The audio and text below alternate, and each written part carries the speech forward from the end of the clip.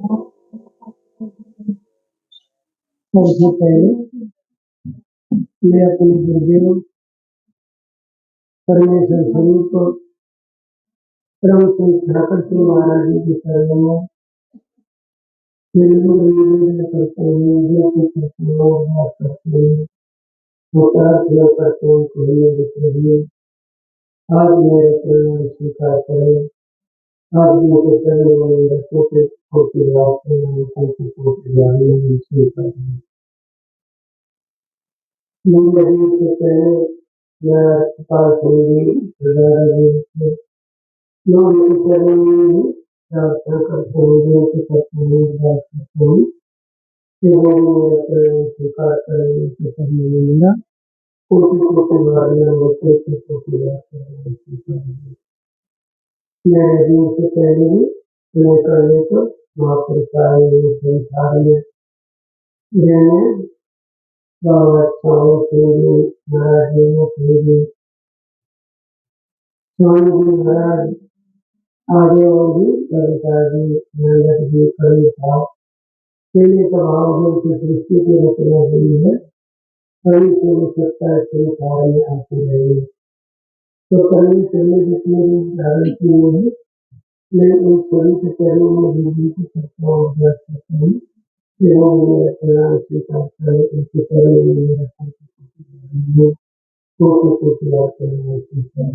आज की मोदी सरकार महाराज जगदीश सिंह जी और भी वो सरकार स्कूल का काम कर रहे हैं, परमेश्वर का नाम ले रहे हैं, परमेश्वर का काम कर रहे हैं।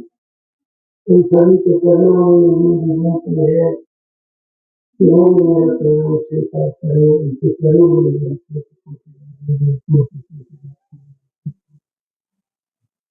यहाँ आए हुए छात्रों में आपके चरणों में मेरा निवेदन है, मेरी प्रार्थना है कि आज मैं ज्ञान स्वीकार करूं। आप सबको मेरा प्रणाम, आप सबको की प्यारी आंखों ये जो महापुरुष आए हैं, जिन्होंने जो भी शिक्षा है कहने का भाव जो सत्संग जैसे कहते हैं वो सिर्फ आंखों के लिए होता है, न मन के लिए है, न बुद्धि इंद्रियों, न शरीर के लिए है। परंतु जितने भी महापुरुष आए हैं सबने मन के लिए कहा है, मन को समझाया करता है, नदी को देखना करता है। ये हमारे सामने बहुत बड़ा सवाल है, बहुत बड़ी कठिन बात है, क्योंकि ना हमने अपने आप को जाना देखा, ना हमने मन को जाना देखा उसे, फिर उसे रोका कैसे जा सकता है। सबसे पहली बात है हमें ये भी नहीं पता कि हमारे कौन, तो जब हमें अपना पता नहीं, दूसरा जिसे मन कहते उसका पता नहीं, तो उसे कैसे रोका जा सकता है। हमने ने कहा है और यहाँ तक कह देते हैं कि जब तक मन आपका साथ नहीं देगा, लगेगा नहीं, तब तक आप भगवान को भजन नहीं कर सकते। ये यहाँ तक कह दिया जाता है। परंतु दूसरे शब्दों में वही महापुरुष कुछ और कह देते हैं। वो ये कह देते हैं वह जो मन है ना, ये तो परमेश्वर के घर जा ही नहीं सकता, ये परमेश्वर का अंश नहीं है। आत्मा परमेश्वर के अंश है और मन निरंजन भगवान का है, जिसे काल भगवान भी बोलते हैं। अब आप बताओ जो काल का है वो परमेश्वर के घर नहीं जा सकता, कैसे बन जाएंगे? परमेश्वर के घर नहीं जा सकता है, वो भजन नहीं क्यों करेगा और करेगा? तो आप बताओ कि वो कैसे भी परमेश्वर के पास पहुंचा सकता है। ये हमारे सामने बहुत बड़े प्रश्न है, हमें इसकी समझ में नहीं आती है। महापुरुष कह के कुछ देते हैं और समझा कुछ देते हैं, समझ नहीं आता। उन्होंने कहा है सब महापुरुष के किनारे सब एक ही बात कही है, मन सवेरी को नहीं था तो मन के हरे हार है, मन बीते जर्दी कि न तो कोई मन का कोई देरी है, न मन जैसा कोई मुक्त है। और ये बताओ कहते हैं कि मन के हारे हारे मन जीते जीत। यहाँ दूसरी लाइन कुछ और कह रही है। पहली लाइन में तो उन्होंने कबीर साहब जी ने कहा है आपका मन दुश्मन है, वो आपको इस संसार में फांसने के लिए, चौरासी में रखने के लिए ही आया हुआ है। दूसरी तरफ कह रहे थे आपका मृत्यु भी हो सकता है, परंतु कब, ये आगे प्रश्न कह रहा है कि मृत्यु आपका होगा कब? जब कहते मन के हारे हारे, मन जब आपसे हार जाए। अब बताओ हम के प्रबल हो जो मन का कहना न माने, मन हमारा कहना माने, तभी तो वो हमसे हारेगा। और मन जीते जगजीत, अगर मन जीत गया तो समझो को उसने हमको पूरा हमारा जो संसार है मन को जीत लिया है। तो यहाँ से जो कुछ महापुरुष कहते हैं उनमें कुछ भेद छोड़ देते हैं। अब मन को कैसे जीता जाए, क्योंकि हमने उसको देखा नहीं है, न हमें अपना पता है कि हम कौन है, फिर कैसे करोगे? तो जब इस प्रकार से ज्ञान की बातें करते हैं महापुरुष को, फिर कहते हैं कि भाई और कोई तरीका नहीं है, एक ही तरीका है कि आप गुरु परमेश्वर ही बोलते हैं, गुरु से प्रार्थना करो, भगवान से प्रार्थना करो, वही आपके मन को पावन कर सकता है, वो आपको ये बता सकता है कि तू कौन है और ये तेरा मन है, उसको वही रोक सकता है। हर एक महापुरुष ने कहा है कि ये कब रुकेगा? कहते हैं मन मुंह छाते अपनी पारा हो गया। जैसे जो कोई विवाह होता है वो आपने देखा होगा इधर उधर भागता दौड़ता रहता है, परंतु वो कब रुकेगा? अगर उस चीज को पारा पिला दिया जाए तो फिर उसकी उछल कूद बंद हो जाएगी, फिर वो कहीं भी उछल कूद नहीं कर सकता है। इसी प्रकार से मन तभी रुकेगा कि तीन पारा हरिनाम, हरि नाम का पारा पिला दिया, वो उसको माने, उसको पिए, क्योंकि मन कभी स्वीकार नहीं करता है। कभी भी अगर मन स्वीकार करे तो आप सबने देखा होगा भजन करते करते हम नाम भी भूल जाते हैं, पता नहीं कि किस नाम को ले रहे हैं, किसे भूल रहे हैं, क्या याद है क्या याद नहीं है, अगर पता नहीं हमारा मन कहाँ कहाँ भूल जाता है। फिर थोड़ी देर बाद सुनती है जो हमारी कहती है अरे तू तो भजन कर रहा था, तो फिर वो भजन करने लग जाता है। ऐसी हालत मन करता ही रहता है, बार बार इधर उधर दौड़ जाता है, बार बार फिर नोट कर लाते हैं, फिर सिमरन करना शुरू कर देता है। इस प्रकार से हम भजन भी ठीक से नहीं कर पाते हैं। अगर एक घंटे के लिए बैठा जाए तो हो सकता है कि 25 मिनट या 30 मिनट ही भजन कर पाएंगे, बाकी का मन इधर उधर दौड़ता रहता है। क्यों? क्योंकि वो भजन करना चाहता नहीं है, वो हरि नाम का तीरथ पारा पीना नहीं चाहता है। अगर उसने हरि नाम का पारा पिया तो उसकी भागदौड़ खत्म हो जाएगी, कम हो जाएगी, वो चारों तरफ घूमता रहता है। क्यों घूमता है? ये भी एक समस्या है, ये एक समझने की बात है। क्योंकि एक नियम है वो हमें 84 में रखने के लिए दिया गया है, पार नहीं होना चाहिए।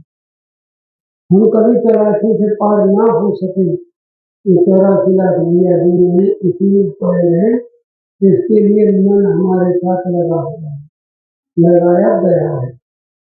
और इसके अलावा आत्मा है, वो परमेश्वर की भक्त है, परमेश्वर की ऊर्जा में चाहती है, वो उसकी अर्थ है, तो उसको रोकने के लिए इसने जितना भी बखेड़ा बखेड़ दिया है, जैसे माया का पर्दा भी कहते हैं, वो सब मिलता है, कारण भगवान का है। चाहे कुछ भी करे, कितना भी सुख दे दे संसार, कितना भी धन दौलत दे दे, 4 प्रकार के सुख बताए गए हैं, चारों के चारों सुख दे दे, परंतु बचेगा कहाँ? 84 के लिए। ये सबसे बड़ी बात है। तो कबीर साहब जी ने इसके लिए एक शब्द कहा था कि भाई हम भी तो सुख चाहते हैं, जब हम सुख चाहते हैं इस संसार का, तो बताओ हम संसार को छोड़कर जाने कहाँ चाहते हैं?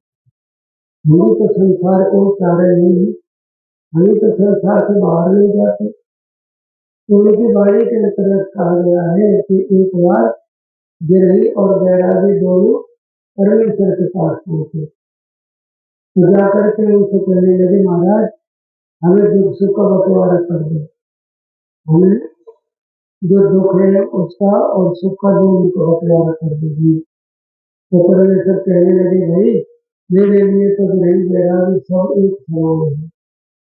गिरही वो भी मेरे लिए है और बैरागी वो भी मेरे लिए, इसलिए मैं तुम्हें कहता हूँ कि आधा आधा दुख और आधा आधा सुख प्राप्त होगा। तो उन्होंने अस्वीकार कर दिया।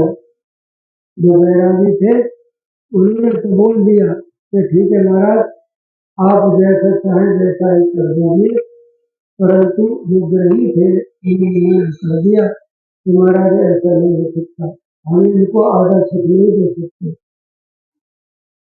सुख हमें चाहिए है, क्योंकि जितने भी बैरागी हैं इनका खाना पीना लत्ता कपड़ा जो कुछ है वो सब हमारे ऊपर है, फिर इनको किस प्रकार का सुख चाहिए, सुख तो हमें चाहिए ना।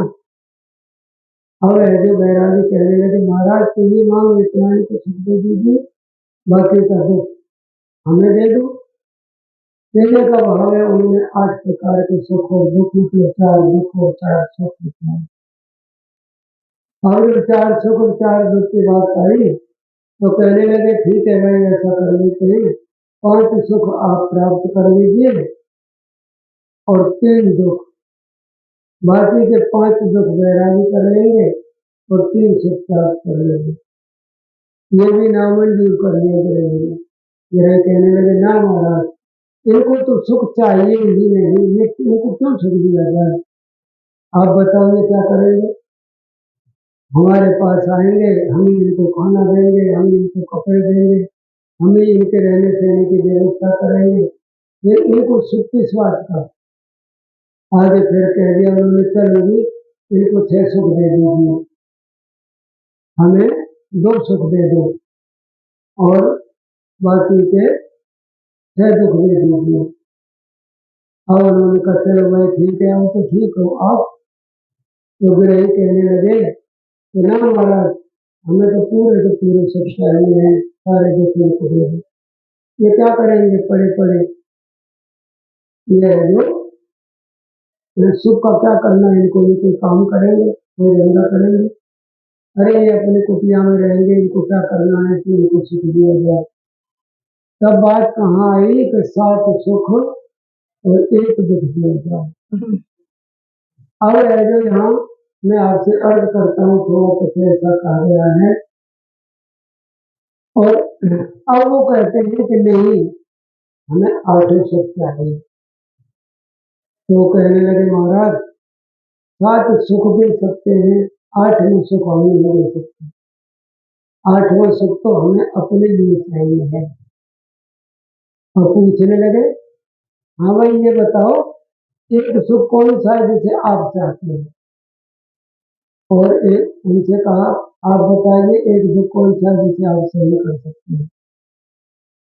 तो फिर जो बैरागी थे कहने लगे, महाराज एक सुख है कि परमेश्वर का आपका मिलन हमारे लिए नहीं है, हम बैरागी होंगे, घर गृहस्थी का त्याग करेंगे, हर सुख का त्याग करेंगे, परंतु आपका त्याग नहीं कर सकते, इसीलिए हम बैरागी हैं तो हमको एक सुख दे दीजिए कि आप हमारे साथ हो, बाकी के हमें किसी चीज की और जरूरत नहीं। अब आप बताओ कि कौन सी चीज मांग रही बैरागी है, यही चीज हमारे साथ है। मैं आपसे अर्ज करता हूँ, हम गृही में रह करके अगर गृही बने रहे, गृहस्थी ही रहे, तो कभी भी हम इसे पार नहीं कर सकते। वैराग का अर्थ नहीं समझते हो। वैराग के 2 मायने होते हैं, एक तो वैराग का मायना होता है कि सांसारिक जितने सुख हुए उनकी अनुभूति ना होनी चाहिए, उनके लिए भी तो मुझे ये सुख है, किसी के बच्चे हो गए तो अहंकार आ गया कि मेरे इतने लड़के हैं, किसी भी प्रकार की ऐसी ना होनी चाहिए जिससे हमको कोई गिरही कर सके। ये लिखा हुआ है, महापुरुषों ने स्पष्ट कर दिया है कि अगर आप गृही बन करके भजन करते हैं तो कभी भी आप परमेश्वर के नहीं हो सकते, लिखित में है। और हम गृही हैं, हम जो है हम गृही नहीं है, गृही बने हुए हैं। परमेश्वर की प्राप्ति के लिए हम कोई कार्य नहीं करते, हम दृष्टि के लिए सारे काम करते हैं। अभी कोई बात आ जाती है, जितना भी कुछ करते हैं, जहाँ भी जाते हैं आते हैं, किसके लिए जाते हैं? मुझे बता सकता है? कोई परिक्रमा देने जाता है, कोई उपवास रखता है, कोई कुछ करता है, कोई कुछ करता है, किसके लिए करते हैं? अभी है जो थोड़े कुछ दिन बाद ही आने वाले हैं, अब भी पूजा पाठ का समय चल रहा है, आगे भी देवी का पूजन पाठ चलेगा, फिर उससे आगे है जो करवा चौथ आएगी, फिर होली आठे आएगी। वो किसके लिए करते हो? ये तो बताओ। दृष्टि के लिए कर रहे हैं, गृही बने हुए हैं, हम वैरागी बने हुए। वैरागी का अर्थ है कि हर प्रकार के जो प्रपंच हैं उन सब का त्याग कर दो, एक से जुड़ जाओ, एक भरोसा, एक रंग, एक आत्मविश्वास और स्वाति शरण गुरु चरण है ताकत की बात। एक वैराग ये होता है। एक 36 प्रकार की राग रागनियां होती है संसार के अंतर्गत, उन सभी को त्याग करके जो इनसे मिलता नहीं उस राग को सुनो, जिसको शब्द धुन कहा जाता है, उसे कलाम इलाही कहा जाता है, उसे धुनधारा कहा जाता है, उसे अमृत वचन कहा जाता है, अमरवाणी कहा जाता है, उसको वैराग कहा जाता है।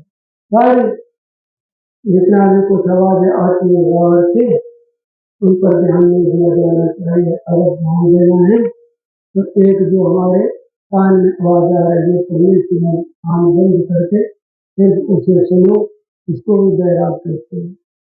क्या हम करते हैं? नहीं करते ना।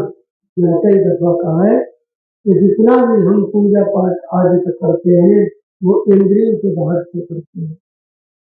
और महापुरुषों ने कहा इंद्रिय जरूर लोग बुद्धि स्थिर हो, मन खड़ा हो, तब जाके आत्मा का साक्षात्कार होता है।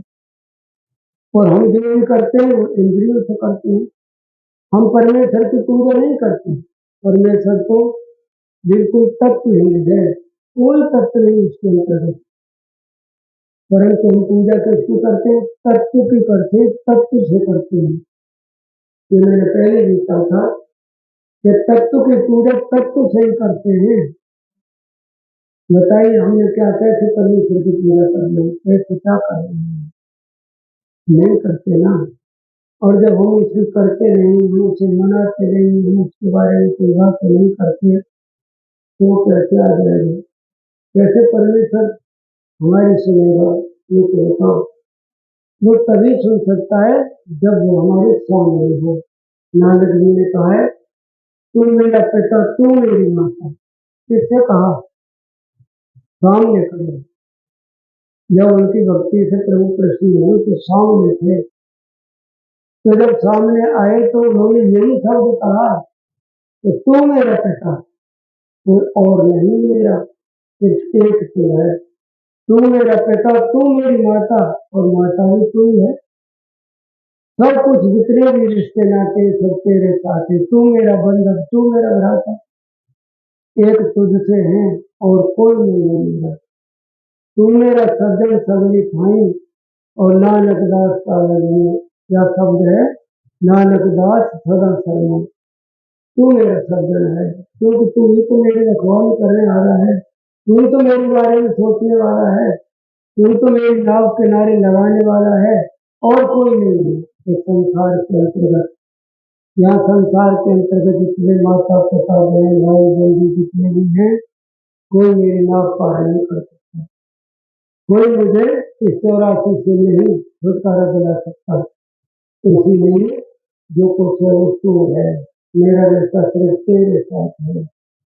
तो यहाँ उन्होंने अपनी बातें जुड़ी है और आगे भी कहा है गुरु गुरु गुरु कर मन मोर गुरु बना कि मैं मन से भी प्रार्थना करता हूँ कि मैं ही नहीं तू भी गुरु गुरु कहे, परमेश्वर परमेश्वर कहे। क्योंकि गुरु है कौन?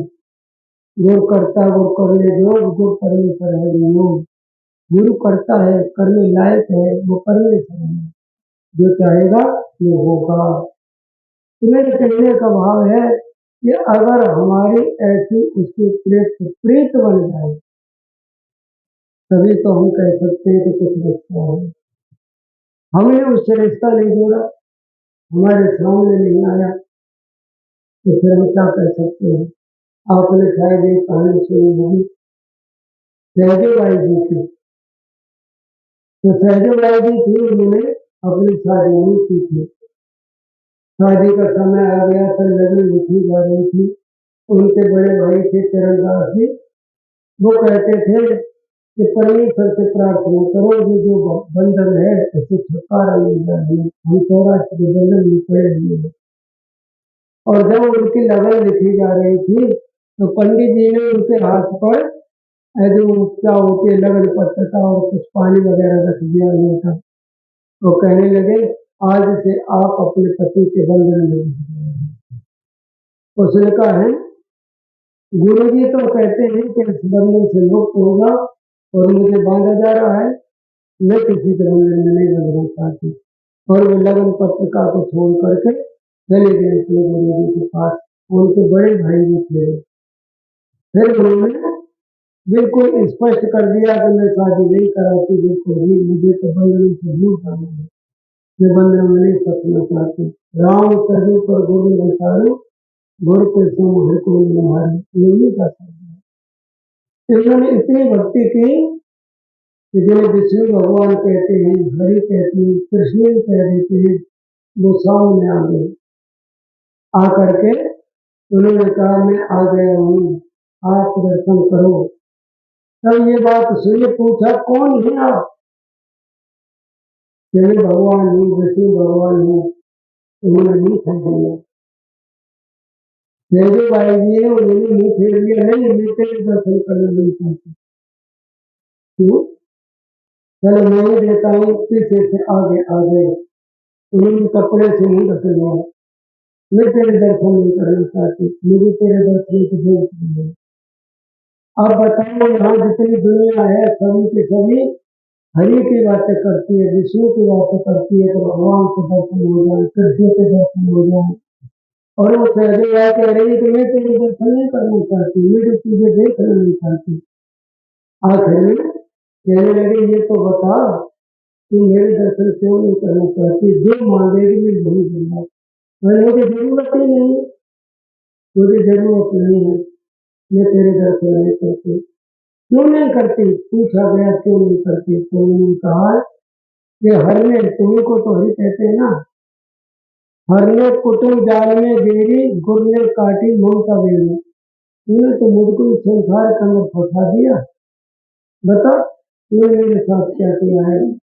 मेरे साथ तो मेरे गुरु ने ही सब कुछ किया है, उन्होंने इस संसार के ममता बेरी को खत्म कर दिया। जो कुछ है वो मेरा गुरु है, मैं अपने गुरु के अलावा किसी को स्वीकार नहीं कर सकता। आगे कहते हैं भाई ऐसी क्या बात है, अब तो आप ममता बेरी के अंतर्गत नहीं हो, फिर क्यों नहीं मुझे देख सकते हो, क्यों नहीं मेरे दर्शन कर सकते हो। तो फिर कहते हैं कि तुम यहाँ क्यों आए हो? क्यों? क्योंकि हरने मुझसे आप छुपाए गुरु दीपक ने चाहे दिखाए। तुम तो मुझसे क्या पूरे संसार से छिपे पड़े हो।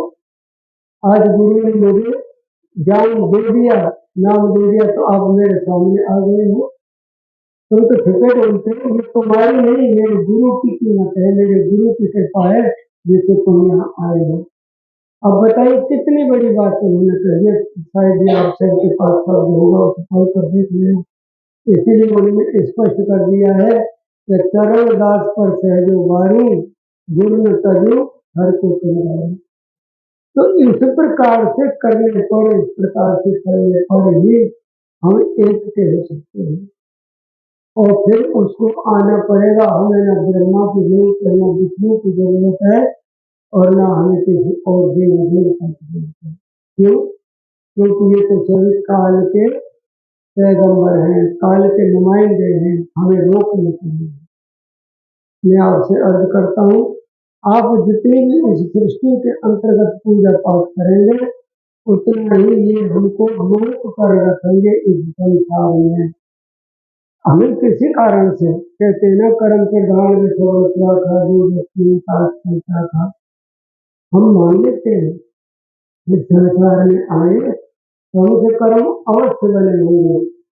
हम चलते हैं रास्ता में तो कोई कीड़ा मकोड़ा हो सकता है, हम कुछ करते हैं तो कुछ न कुछ हो सकता है।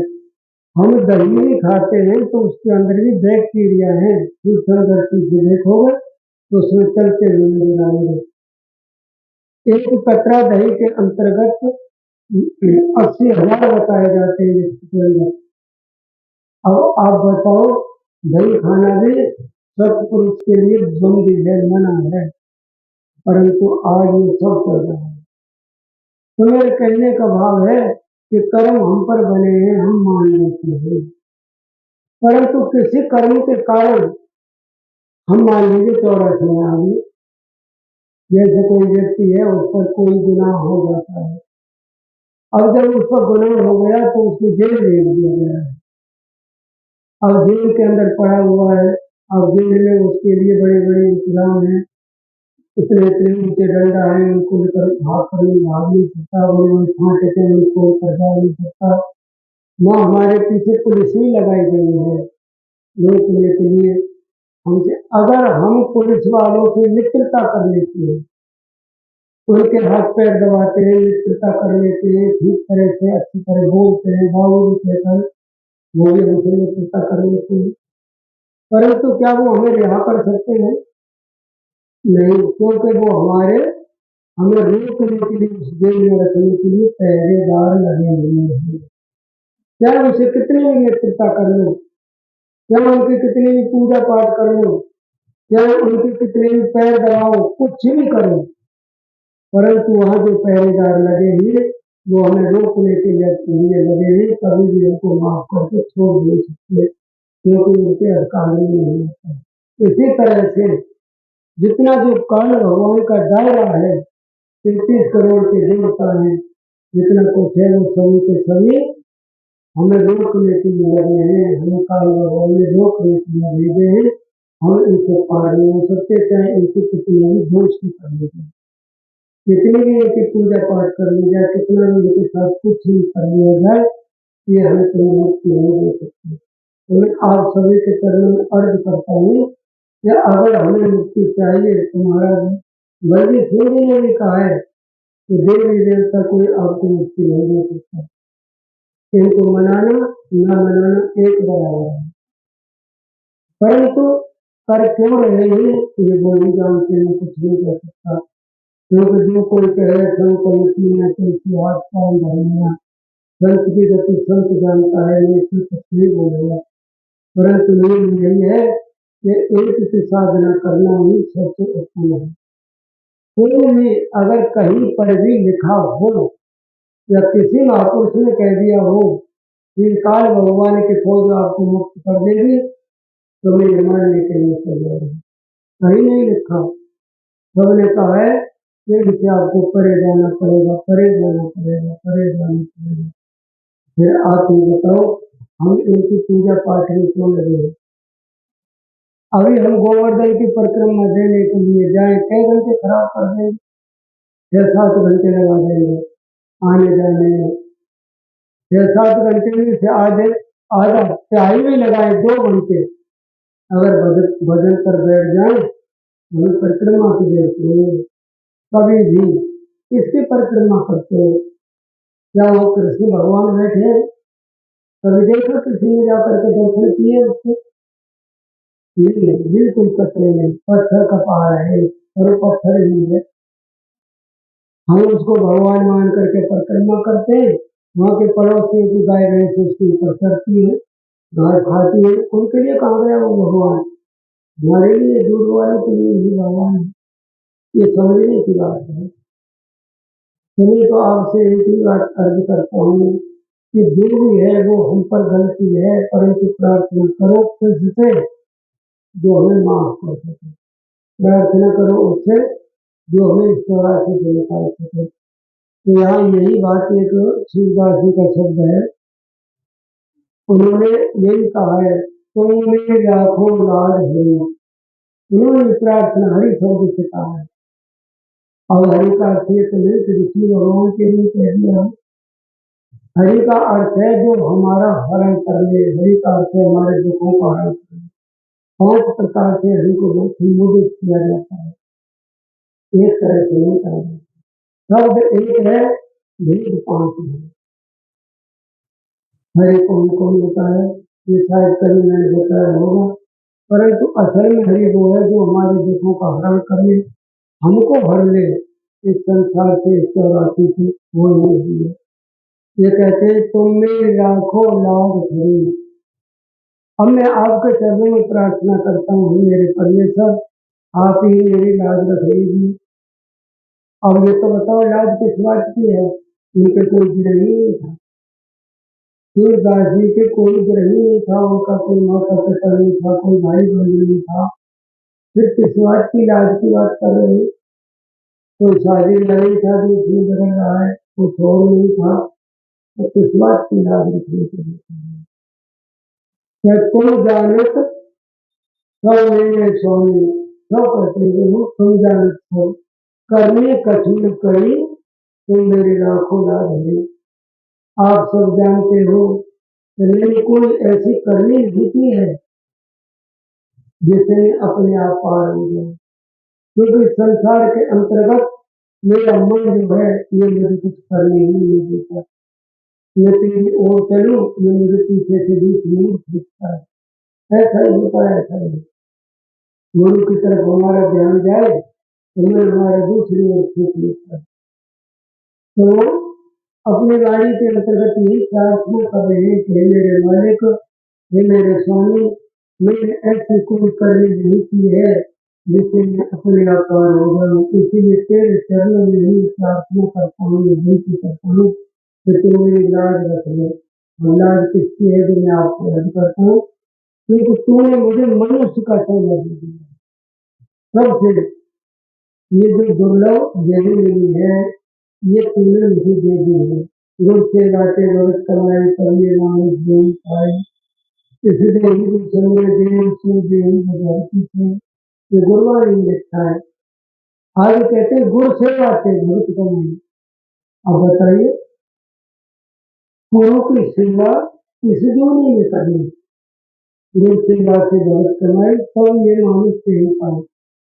अब यहाँ क्या कह रहे हैं, परंतु इसका अर्थ हम समझ नहीं पाते। हम इसको सीधे सीधे शब्दों में समझते हैं कि गुरु की सेवा की तो हमें मनुष्य लेने लगी। तो कब की थी, किसने नहीं की थी? किसने की जब हमको मनुष्य नहीं। इस पर से लिखा है कि गुरु सेवा की, गुरु ने परमेश्वर की सेवा की। और जहां जहां गुरु गए जिस चीज पर नजर पड़ गई, चाहे वो पेड़ है, पौधा है, कीड़े है, मकोड़े है, पशु है, पक्षी है, जिस पर दया की दृष्टि पड़ गई पूरे संत की, उसे मनुष्य को लगने देते हैं। मेरे हरि ने भी कहा था महाराज छाता सिंह जी ने, या अगर संत किसी गाय भैंस का भी दूध पी लेता है तो उसको अगली दूध मनुष्य की दे देगा। अगर किसी पेड़ के वृक्ष के फल खा लेता है तो उसको वृक्ष से निकाल करके मनुष्य वाला देगा, और आगे उसकी किस्मत में लिखाएगा कि ये भगवान का है। अब आप बताओ, ये है गुरु की सेवा। किसी घोड़े पर सवारी कर ली, उसको मनुष्य को दे दिया। किसी गाय भैंस का दूध पी लिया, उसको मनुष्य का सोना दे दिया। किसी कीड़े मकोड़े पर पैर पड़ गया, मर गया, उसको मनुष्य का सोना दे दिया। तो कहने का भाव है ये गुरु सेवा में आता है। किसी तरह से गुरु की सेवा करनी। अब गाय भैंस को तो पता नहीं तुम्हें किसी संत के लिए दूध पिला रहे हो, उसको क्या पता है? ये तो संत को भी पता है कि मैं इस गाय भैंस का दूध पिला रहा हूं। तो कहने का भाव है पेड़ को वृक्ष को क्या पता है कि मेरे वृक्ष को फलों को कौन खा रहा है? उसे तो टूट गए, अलग हो गए। ये संत को तो पता है कि किस पेड़ के लिए किस वृक्ष के फल है। तो यह कहने का भाव है जो पूर्ण संत होता है, जिसको महापुरुष कहते हैं, जिसे पूरी तरह से परमेश्वर माना जाता है, वो परमेश्वर है। गुण ही कर सकता है, हर महापुरुष नहीं कर सकता। मैं आपसे अर्ज करता हूँ कि इसका मतलब ये नहीं है कि सभी गुरु कर सकते हैं, सभी नहीं कर सकते। वही करेगा जो असल में गुरु होगा, क्योंकि महापुरुषों ने कहा है कि अगर गुरु पूरा नहीं हुआ तो फिर अधूरा रहने पर क्या होता है कि अंध ने गुरु अंध ने खेला, नरक में हरे थे फिर अंधों का गुरु खेल होता है, अंधों का खेल होता है, वो गुरु नहीं कहलाते।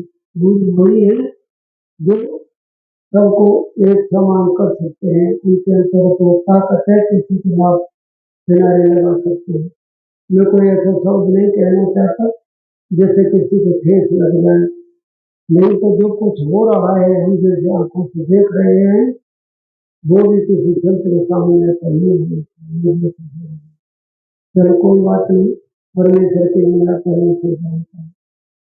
तो यहाँ सूरदास जी अपने बच्चों में प्रार्थनाएं कर रहे हैं, ये मेरे मालिक तूने मुझे मनुष्य का सोना दे दिया है और एक मुझे गुरु भी दे दिया, तू एक काम और करके मेरी लाज रख ले। और लाज क्या है, जो आगे के शब्दों में आगे उन्होंने जो विनती की है उसमें आएगा।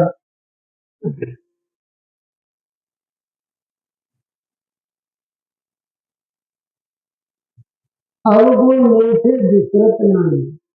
अब देखो अपनी हालत का बयान कर रही है कि मेरे परमेश्वर परमात्मा जो मेरे देह के अंतर्गत अवगुण है, एक मुझ पर छोड़े नहीं जाते।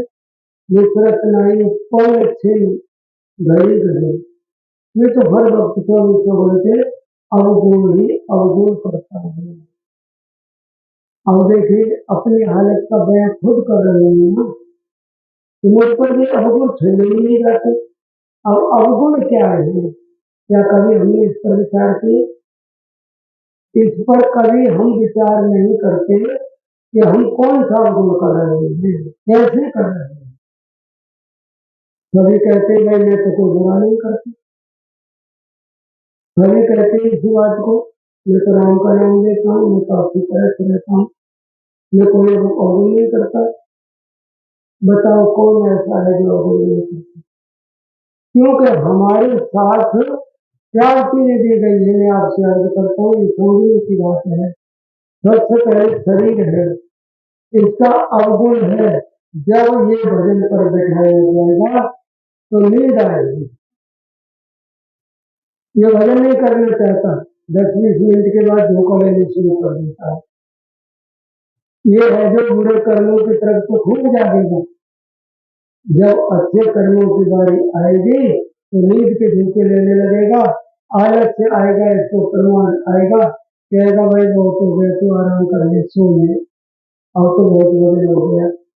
राजे अवगुण नहीं, इंद्रिया नहीं हमारे, ये सब अलग अलग अपनी अपनी वासनाओं के लिए मारती है। आंखें हैं सुंदर देखने के लिए भागती है, काली सुंदर सब दिखने के लिए भागते हैं। और जितनी इंद्रियां हैं, विद्या है वो अच्छा खाना खाना चाहती है, अच्छी लज्जित से लज्जित भोजन चाहती है। शरीर भी है वो आराम करना चाहता है, तो सोफा होना चाहिए, अच्छी अच्छी जगह होनी चाहिए, सोने के लिए अच्छा सोफा होना चाहिए। और आप बताओ, इंद्रियां अपना सुख चाह रही है, बुद्धि अपना सुख चाह रही है, शरीर अपना सुख चाह रहा है, मन अपना सुख चाह रहा है, तो क्या ये अवगुण नहीं? इस सुरती को सुख क्यों नहीं मिलता? क्योंकि इन सभी के सुख के दायरे में आप अपने सुख को भूल गए हैं, अपने परमेश्वर को भूल गए हैं, और ये शरीर के जितने अवगुण हैं उनमें पड़ गए हैं, जो सूरदास बता रहे हैं। ये अवगुण में से विचरत नहीं छोड़ सकता मैं, क्योंकि मैं तो मन के बीच में फंसा हुआ हूँ, मैं शरीर के अंदर ही रह रहा हूँ, इंद्रियों के भोग विलास में फंसा हुआ हूँ, बुद्धि के ऊंच नीच में फंसा हुआ हूँ, विचार में फंसा हुआ हूँ, और जो मन है उसकी तो पता ही नहीं कहाँ का भगवान है। तो इन अवगुणों को मैं कैसे छोड़ दूं? बताओ, पल छिन घड़ी घड़ी, कहते हर वक्त में तो अवगुण ही अवगुण होते रहते हैं। आज फिर वही प्रार्थना हाथ जोड़ करके कि तुम मेरी लाख खुदा दीजिए। अब तो आप ही मेरी लाज रख लीजिए, तो तुम्हें तो डाल ही ऐसे जगह पर दिया हूँ, ऐसे चोरों के अंदर डाल दिया हूँ, ऐसे अवगुणियों के बीच में डाल दिया हूँ कि वो तो होंगे ही। इंद्रियां अपना काम करेंगी, मन अपना काम करेगा, बुद्धि अपना करेगी, और है जो ये शरीर अपना करेगा।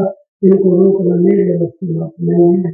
इसीलिए तेरे चरणों में ये प्रार्थना करता हूँ, ये मेरे मालिक तू ही मेरी याद रखिए। बताओ कितनी सुंदर सी प्रार्थना। क्या हमने कभी की ऐसी प्रार्थना परमेश्वर के यहाँ? क्यों नहीं की? क्योंकि हमें मिट्टी समझाई नहीं जाती है। आगे कहते हैं, सब प्रपंच के कोट बांधकर अपने शीश धरी, अब मोरी लाखों लाज धरी, तुम मेरी लाखों लाज धरी। अब ये बताओ, अब इतने पर भी सारे अवगुण करते हुए भी सब प्रपंच, अब उन्होंने क्या कहा है कि सब प्रपंच की पोत बांधकर अपने शीश धरी, कंठी माला गले में डाल ली, एक हाथ में ले ली, और राम राम राम राम कभी कर लेते हैं, कभी कुत्ता आया तो कर लेते हैं, फिर राम राम। ये प्रपंच है ना। डाले मूठ रखा लेते हैं, घर के बाहर रखा लिए, और महाराज जी तो कहेंगे ये प्रपंच है ना। इतने अवगुण होते हुए भी हम सज्जन बनना चाहते हैं, हम उच्च बनना चाहते हैं। इस प्रकार से सारे प्रपंच हमने अपने अंदर लगा लिए हैं, सारी बातें के अंदर। हमको कोई संत जी कहे, हमें कोई महाराज जी कहे, हमें कोई है जो आदर सत्कार से बुलाए, ये अपने सिर पर बांध रही है। ये सभी के सभी प्रपंच है। फिर वो क्या ये आपको मंजूर होंगे? नहीं हो सकते हैं। परमेश्वर ने कहा है कि जो भी परमेश्वर से, महापुरुष ने कहा है कि जो परमेश्वर से ऊपर बनना चाहता हो, समझ लीजिए ये तो बिल्कुल गया। क्यों? क्योंकि उसके ऊपर कोई है नहीं। बहुत से भाई बहन है जो गुरु के लिए भी कह देते हैं कि हाँ मैं गुरु से भी आगे हूँ। क्या कोई हो सकता है? बहुत से भाई बहन कह देते हैं परमेश्वर कौन होता है? जो कुछ है वो हम हैं। अगर हम ना करें तो क्या परमेश्वर हमको खाने को देगा? क्या गुरु हमें खाने को देगा? ये क्या है? ये प्रपंची है ना, अपने ऊपर घमंडी है ना, अहंकारी है ना। 6 प्रकार के मैंने आपको पहले भी अर्ज की थी कि 6 प्रकार के हमारे अंदर मद है, घमंड है, अहंकार है। उनसे बचना बड़ा मुश्किल है। कोई न कोई किसी न किसी के अंदर आ ही जाता है। उनसे बचो, परंतु नहीं बचा जाता तो वो कह रहे हैं कि सब प्रपंच, जितने भी प्रपंच में जितना भी जो कुछ हम ढोंग कर सकते हैं, जितना हम झूठ बोल सकते हैं, जितनी माया के लिए हम बखेड़ा खड़ा कर सकते हैं, उन सब की कोट बांध करके हमने अपने सिर पर रख दिया। अब बताओ इसको लेकर के हम कैसे आपके दरबार में आ सकते हैं? इसीलिए आपके चरणों में प्रार्थना करते हैं बार बार कि आप ही हमारे नाम रखें। और हम इन पर कभी गौर नहीं करते, कभी विचार नहीं करते, क्योंकि ये महापुरुष कौन सी बातें कह रहे हैं, कैसी बातें कह रहे हैं। तो ये कहने का भाव है कि अगर हम इस प्रकार से अपने आप में सोचना शुरू कर दें, बुरा जो देखने में चला बुरा नहीं कोई, दिव्य खोजो अपना कोई सब को, ये किसने कहा? महापुरुष ने कहा। एक आदमी था, उससे कोई किसी ने आकर कह दिया तू बड़ा कम खाते है, उसको बड़ी रसाई बड़ी गुस्साई, तू मुझसे कम वक्त कहता है, तेने मुझसे कम कद कहा, लड़ने को खड़ा हो गया। उसने कहा भाई मैंने कोई बुरी बात तो कही नहीं है, तू मुझसे क्यों लड़ रहा है? मैं अगर तू मुझको कम वक्त कह रहा था तो क्या मैंने गलत कहा है? गलत कैसे नहीं कहा है गलत? अरे मैंने ऐसे नहीं कहा, अभी मैं कहूँ तो कल फलां जगह चलना है तो तुम ये कह रहा समझ नहीं, मैं नहीं जा सकता, तो अब तू कम वक्त रहा कर नहीं रहा? हाँ भाई ये बात तो सही, तुम्हें तो नहीं तेरे साथ करने के लिए। तो अगर उससे कह दिया तो कितनी गुस्सा है बताओ। और यही बात सही है 5 पैर धंधे गए, 3 पैर गए छोड़, और 1 पैर ना हरे हो जा, मुक्त कहाँ से हो। अब बताओ हम कौन है? आप ही बताओ हम कौन है? तुम्हें अकेले का भाव है कि हम सभी के सभी जो शब्द नहीं कहना चाहिए वही है। आप समझे? क्योंकि उसके लिए हमारे पास वक्त नहीं है। अगर वक्त होता तो फिर हम ये नहीं होते जो किसी ने आकर के किसी से कह दिया। तो मैं आपसे अर्ज करता हूँ कि कोई भी शब्द है, शब्द के अंतर्गत कुछ छिपा हुआ है, पर हम समझ नहीं पाते, उसको उल्टा समझते हैं, महापुरुष उसको सीधा करके समझाने की कोशिश करते हैं। तो आगे अगर हम एक बात भी गुरु की समझ जाए तो फिर हमारा कल्याण हो सकता है। एक बार महाराज जी ने एक उदाहरण दी थी, शायद आपने सुनी होगी, कि कीचड़ के अंदर 2 फंसे हुए थे, परंतु इतने कीचड़ लगी हुई थी कि पहचान में नहीं आ रहा था ये 2 कौन है। किसी को दया आई, कहने लगा चलो भाई ये 2 पशु कीचड़ में फंसे हुए हैं, चलो इनकी सफाई कर देते हैं, इनको हम बाहर निकालते हैं। और उसने उस कीचड़ से बाहर निकाला और दोनों की सफाई करना शुरू कर दिया। जब सफाई करना शुरू किया तो अब उनका रूप आने लगा सामने। तो उनमें से एक तो गधा था और एक गाय थी। अब कोई तीसरा व्यक्ति आया, आकर के कहने लगा भाई तू क्या कर रहा है? अरे भाई ये 2 है ना, इनकी सफाई कर रहा हूँ, कीचड़ में लगे हुए हैं। भाई ये तो बता फायदा क्या होगा? मैंने क्यों? अरे ये जो गधा है ना, तू इसको कितना भी साफ कर ले, कितना भी साफ कर ले, जितना साफ करेगा उतना गधा ही निकलता जाएगा, ये कुछ और नहीं हो सकता। चलिए इस गाय की सफाई कर रहा है तो ये तो कम तक ठीक है, क्योंकि ये गाय है कभी दूध देगी। अब इसका मतलब क्या हुआ? इसका मतलब है कि हमारे इस माया के अंतर्गत सुर्ति और मन दोनों फंसे हुए हैं। अब हम इनकी कितनी भी सफाई करें, मन की जितनी सफाई करेंगे वो मन मूर्ख है। हर महापुरुष लिखा है, मन मन मूर्ख मान अपना। कितना भी समझाओ, इसको कितना भी समझा लीजिए, ये मानेगा नहीं। इसीलिए इसकी सफाई करें, सुर्ति की सफाई करें। मन को दूर नहीं करना, मन से कुछ नहीं कहना, सुर्ति को मन से दूर कर लीजिए। कोई हम कहें तू हमसे दूर चला जाए, कोई आदमी हमारे पास ऐसा है जो कभी तंबाकू पीता है, कुछ हम कहें उससे दूर चला जाए हमसे, उसको बहुत समझ नहीं, वो कहेगा अरे मुझे लगातार, अरे भाई तुम्हें बचना है तो तुम उठ करके वहां से चले आओ, जरूरी तो नहीं तो उसको भगाओ। तो जो मन है उसको छोड़ दीजिए आप, सुरती मन को छोड़ करके अपने स्थान पर आ जाए, वो अपने परमेश्वर की ओर आ जाए, फिर मन क्या करेगा ये तो बताओ।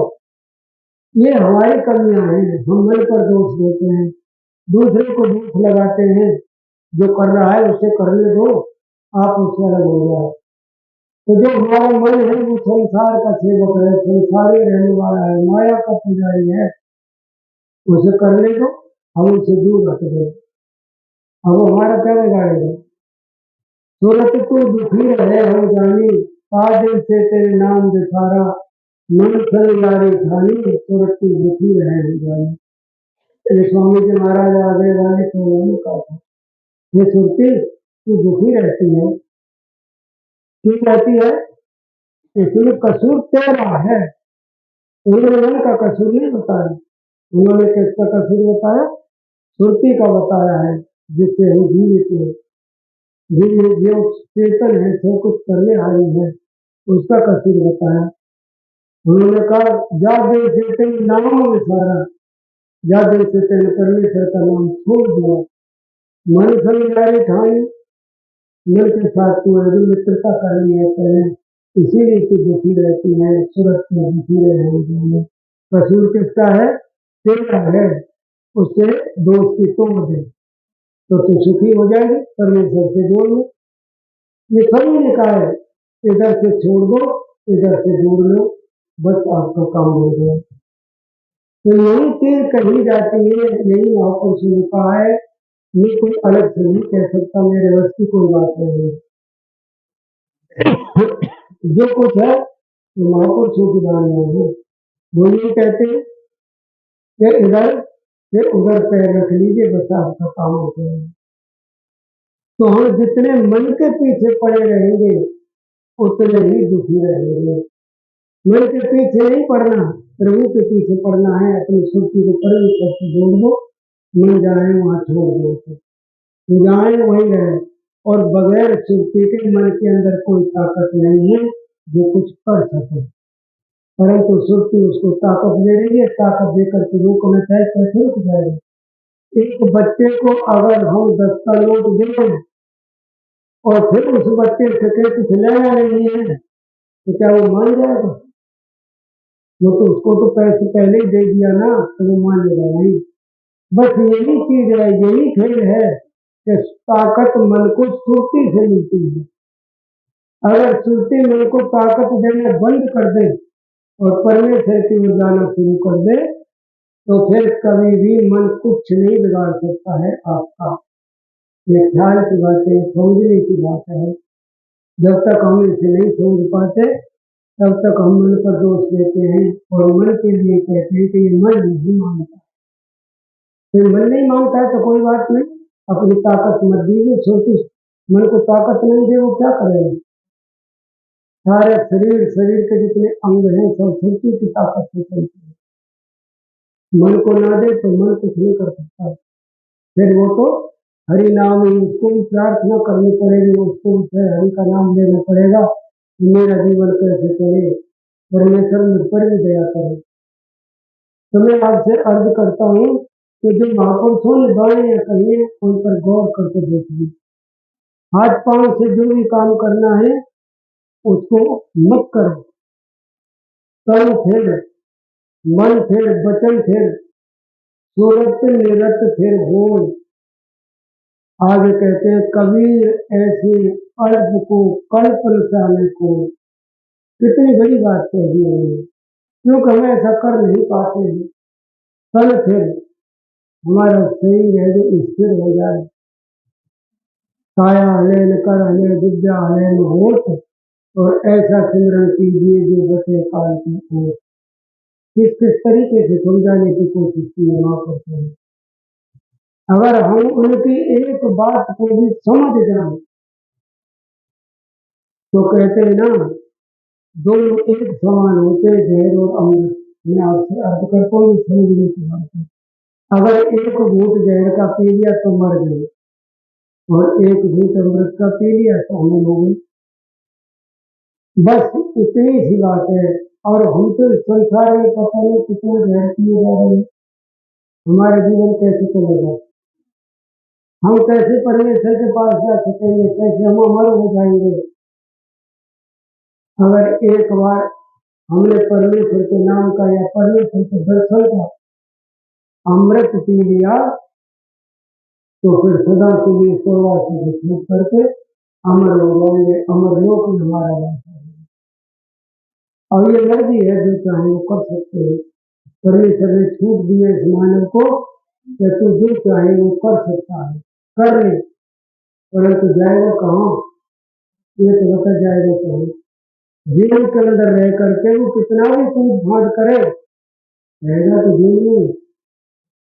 बस ऐसे कितनी भी कूद फाड़ कर ले, कुछ भी कर ले, रहेंगे 84 में क्या लाभ होगा उससे? तो उस जज से प्रार्थना करो ताकि हम पार हो सके। ऐसे ही मेरा कहने का भाव है कि हमें गुरु से प्रार्थना करनी चाहिए। अगर पूरे गुरु है तो हमको अवश्य ही पार कर देंगे। अगर कोई कमी है तो आपको आगे पता चल जाएगा भजन कीर्तन करने में। ऐसा नहीं करना चाहिए। एक नियम है, एक सिद्धांत है। हम कहाँ बैठे हैं, कहाँ हमें जाना है, इसके बारे में ज्ञान कर लेना चाहिए। और अगर हमें ज्ञान नहीं है, ये सत्संग किसके लिए होते हैं? सत्संग सिर्फ बच्चे गए, सत्संग सिर्फ इसीलिए होते हैं कि जिन भूलों में हम पड़े हुए हैं वो भूल हमसे निकल जाए। ये बताओ, कोई भी किसी भी शरीर में क्या कोई सुखी है? अगर कोई एक व्यक्ति सुखी निकल आए तो वो सामने आए, सुखी नहीं हो सकता। भगवान बुद्ध की एक छोटी सी कहावत है। भगवान बुद्ध थे, एक माता जी थी, उनका एक लड़का गुजर गया और वो उस लड़का को लेकर के बुद्ध भगवान के पास पहुंचे। कहने लगे कि आप तो है जो बड़े ज्ञानी हैं, आपके अंदर तो बड़ी शक्ति है, आप ऐसा करें कि मेरे बच्चे को जीवित कर दें। बुद्ध भगवान ने कहा, बीवी ये तो संसार का रचन है, जो सिद्धांत है, रचना है, आया है सो जाएगा, राजा रंग फकीर जो आया उसे तो जाना पड़ेगा। मैंने कि नहीं, मैं ये नहीं मानती, जाना पड़ेगा, ये मानती हूँ जाना पड़ेगा, परंतु ये छोटा है, ये बच्चा है, इसकी उम्र क्या है जो अभी से जा रहा है, इसे जीवित कर दो, बड़ा हो जाए, बुढ़ा हो जाए तब चला जाए, कोई दिक्कत नहीं। और उसने कहा इसको कैसे समझाया जाए? तो महात्मा जी कहने लगे, ठीक है बीवी, ये जीवित हो जाएगा, परंतु आप उस घर की मिट्टी ले आओ जिस घर में कभी मौत नहीं हुई हो, तो ये बच्चा ठीक हो जाएगा, ये जीवित हो जाएगा। मैंने कि ठीक है महाराज, मैं लेकर के आती हूँ। अब वो गए, जा करके किसी के घर जाएं, जा करके पूछें कि हमें आपके घर की मिट्टी चाहिए। मैंने की बात तो बताओ। ये बात यह है कि मेरा बेटा मर गया है, तो उन्होंने कहा है कि उस घर से मिट्टी ले आओ जिस घर में कभी मौत नहीं हुई हो। तो कहने लगी, मौत तो मेरे सास ससुर दोनों मर गए, मौत तो हुई है इस घर में। अरे तो इससे ठीक नहीं होगा।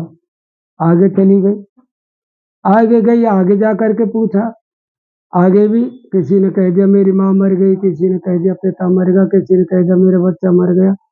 कोई घर ऐसा नहीं मिला जिस घर के अंदर कोई मौत ना हुई हो, क्योंकि ये तो संसार है, इसमें तो आए हैं तो जाना पड़ेगा, एक न एक दिन सबको जाना पड़ता है। साधु संत महापुरुष, बलि पैगंबर, भगवान कृष्ण जैसे चले गए, राम जैसे चले गए, बताओ कौन रहा है? इस संसार से तो जाना ही पड़ेगा। तो हर घर के अंदर मौत है, हर जगह पर मौत है, कोई ऐसा घर नहीं जहाँ मृत्यु नहीं हुई हो।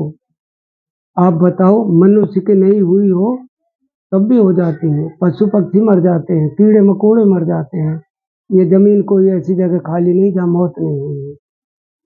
आगे लौट करके गई, महाराज ऐसा घर कोई नहीं मिला है। तो अब आप बताओ, सभी घरों में मृत्यु हो गई है तो आपका बच्चा भी चला गया, तो फिर ये कौन सी बड़ी बात हो गई? वो समझ गई, कहने लगे महाराज ये मैं जान गई हूँ कि जो आया है उसे जाना पड़ेगा, आपने मेरी भूल निकाल दी है, अब मैं जा रही हूँ। बच्चे को दफना करके चली गई। तो मेरा कहने का भाव है कि जितने भी महापुरुष आते हैं संसार में, किसी न किसी तरह समझाने की कोशिश करते हैं। हम जिनसे जुड़े बैठे हैं, आगे उन्होंने कहा है कर पड़ेगा, दारा सुत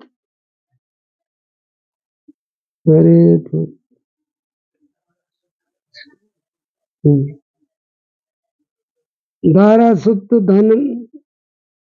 सुत धन मोह लियो,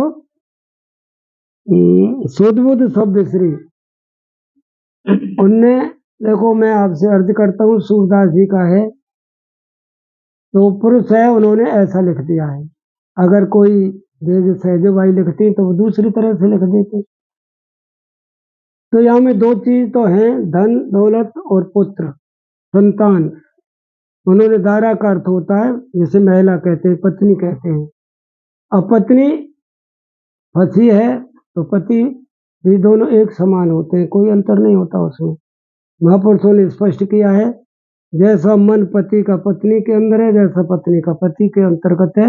ये तो उन्होंने पुरुषों ने लिखा है इसलिए लिख देते हैं, नहीं तो दोनों एक समान हैं, सभी एक दूसरे में फंसे हुए हैं, सभी एक दूसरे के बंधन के अंदर जुड़े हुए हैं। तो यही कह रहे हैं, संसार के अंतर्गत हो क्या रहा है? कोई बेटी बेटाओं में संतान में फंसा हुआ है, कोई अपने पति पत्नियों में पंच में फंस करके, इस मोह बंधन में फंस करके मैं तो शुद्ध बुद्ध सारी भूल गया, मुझे तो ये भी होश नहीं रहा कि तू तो एक परमेश्वर का भक्त है, तुझे तो परमेश्वर की ही लीला गानी चाहिए, तुझे तो उसी का नमन करना चाहिए, तुझे तो उसी की बाणी बोलनी चाहिए, उसी का गुणगान गाना चाहिए। तभी तो महापुरुषों ने कहा है कि सोबत कीजिए साध की हरे और की याद। अगर सोबत करनी है तो किसकी करो? जो साधु पुरुष हो, जो आपके दुखों को हरने की बातें करेगा, आपको कुछ परमेश्वर की बातें सुनाएगा।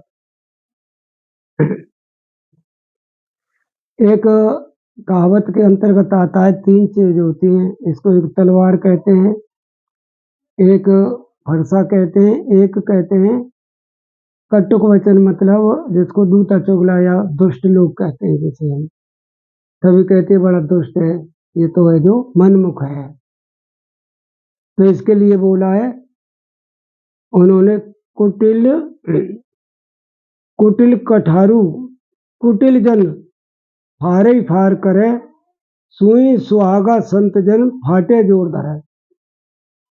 ये अलग अलग काम है, सुई का, सुहागे का और संतों का काम होता है जोड़ना, और जो तलवार है, फरसा है, और जो कुटिल जन जिनको दुष्ट कहते, उनका काम होता है एक दूसरे को अलग करना, काटना, फांसना।